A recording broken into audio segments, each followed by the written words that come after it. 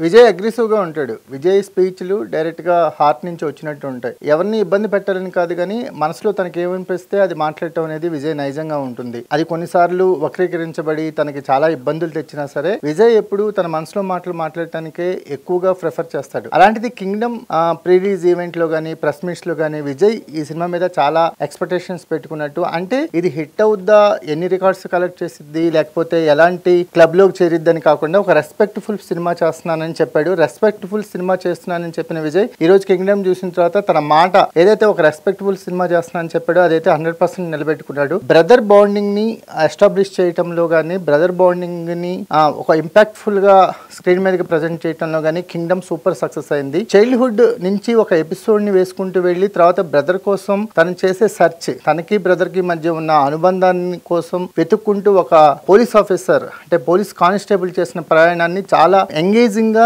At the same time excitement ఎక్కడా తగ్గకుండా తీసుకెళ్లాడు.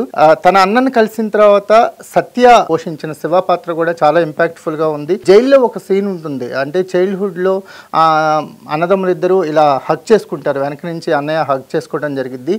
సేమ్ ఒక జైల్లో వాళ్ళిద్దరూ ఫస్ట్ టైం కలుసుకున్నప్పుడు ఒక ఫైట్ సీక్వెన్స్ లో అలాంటి హగ్ సీన్ ని పెట్టినప్పుడు ఆ హగ్ సీన్ కి మనకి ఇంటర్ కట్ గా అలాంటి హగ్ సీన్ చూపిస్తాడు డైరెక్టర్. అది సూపర్ గా అనిపించింది. అంటే బ్రదర్ బాండింగ్ ని ఎస్టాబ్లిష్ చేయటం గానీ, పోలీస్ ఆఫీసర్ ఫస్ట్ టైం తన అన్నయ్య ఫోటో ఇచ్చినప్పుడు ఆ ఫోటోని చూసినప్పుడు విజయ్ నటన కానీ, ఫస్ట్ టైం అన్నయ్యని కలిసినప్పుడు తన అంటే అణువణువు ఒక నటన కనిపించింది.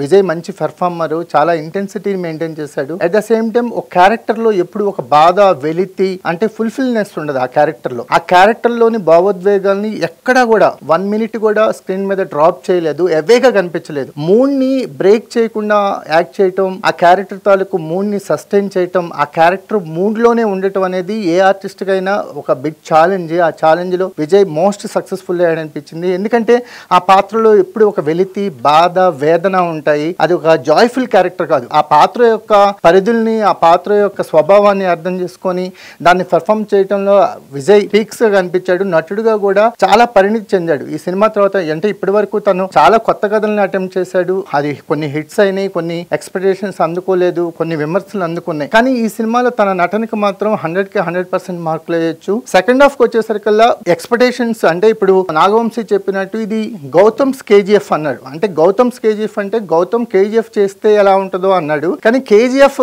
అని ఒక్క లైన్ ని మనం పట్టుకొని కేజీఎఫ్ ని ఎక్స్పెక్ట్ చేస్తే మాత్రం కొంచెం లిటిల్ బిట్ డిసప్పాయింట్ అవుతాం. ఇది మోస్ట్ ఎమోషనల్ డ్రైవ్, ఇద్దరు బ్రదర్స్ మధ్య సాగే ఒక భావోద్వేగ ప్రయాణము. ఇందులో హై వోల్టేజ్ యాక్షన్ సీక్వెన్స్ ఉన్నాయి, కానీ వాటిని డామినేట్ చేసేంత ఎమోషనల్ డ్రైవ్ ఉంది. సో అందుకని మనం సెకండ్ హాఫ్ కొంచెం ఎక్స్పెక్టేషన్స్ తగ్గినాయి, కాస్త సెకండ్ హాఫ్ ఇంకొంచెం ఉంటే బాగుంది అనే వాళ్ళందరికీ ఏం చెప్పొచ్చు అంటే ఇది కంప్లీట్ ఒక ఎమోషనల్ డ్రైవ్ అని చెప్పొచ్చు. ప్రీ క్లైమాక్స్ కి వచ్చేసరికల్లా మనం కమర్షియల్ సినిమా నుంచి ఏమైతే ఎక్స్పెక్ట్ చేస్తామో అలాంటి ఎలిమెంట్స్ అన్ని పూర్తిగా అందించాడు. ముఖ్యంగా ఈ సినిమాకి వచ్చేసరికల్లా అనిరుద్ధ్ బ్యాక్గ్రౌండ్ స్కోర్ కానీ, సత్యదేవ్ పెర్ఫార్మెన్స్ కానీ, కొత్త కుర్రాడి వెంకటేష్ అతను యాంటగనిస్ట్ క్యారెక్టర్ చేశాడు, అతని పెర్ఫార్మెన్స్ బాగుంది, విజయ్ పెర్ఫార్మెన్స్ బాగుంది. ఒక మెయిన్ లీడ్ ఆర్టిస్టులు అందరూ టాప్ నాచ్ పెర్ఫార్మెన్స్ ఇచ్చారు. అందుకే కింగ్డమ్ అనేది ఒక ఫుల్ఫిల్మెంట్ గా ఉంది. అంటే కింగ్డమ్ చూస్తున్నప్పుడు వాళ్ళ పెర్ఫార్మెన్స్ లో మనం వాళ్ళతో పాటు క్యారెక్టర్స్ తో పాటు ట్రావెల్ అవుతాం. ఫోటోగ్రఫీ, సినిమాటోగ్రఫీ కానీ, బ్యాక్గ్రౌండ్ స్కోర్ కానీ ఒక వరల్డ్ క్లాస్ స్టాండర్డ్స్ ని సెట్ చేశాయని చెప్పవచ్చు. అలాగే భాగ్యశ్రీ బోర్సే పాత్ర గురించి కొంచెం ఎక్స్పెక్టేషన్స్ పెట్టుకుంటే కొంత నిరాశ చెందక తప్పదు. ఎందుకంటే స్క్రీన్ టైం కానీ ఆ అమ్మాయికి కథలో అంత ఇంపాక్ట్ఫుల్ క్యారెక్టర్ కాదు. అంటే ఇంపాక్ట్ ఉంటుంది కానీ కంపారిటివ్లీ ఈ మెయిన్ లీడ్ క్యారెక్టర్స్ తో పోల్చుకుంటే మాత్రం కొంచెం డిసప్పాయింట్ అవుతారు. ఒక డైరెక్టర్స్ కట్ అనేది ఇందులో కనిపిస్తుంది. ఎప్పుడైతే విజయ్ తన గురించి చెప్పుకుంటూ, హీరోయిన్ తో తన గురించి చెప్పుకుంటూ ఆగుతాడు, అక్కడి నుంచి కట్ చేస్తే సత్యదేవ్ మీద ఓపెన్ చేశాడు. అది ఒక బ్రిలియంట్ కట్ లాగా అనిపించింది. ఎమోషన్స్ ని ఒక హైలోకి తీసుకెళ్లాడు.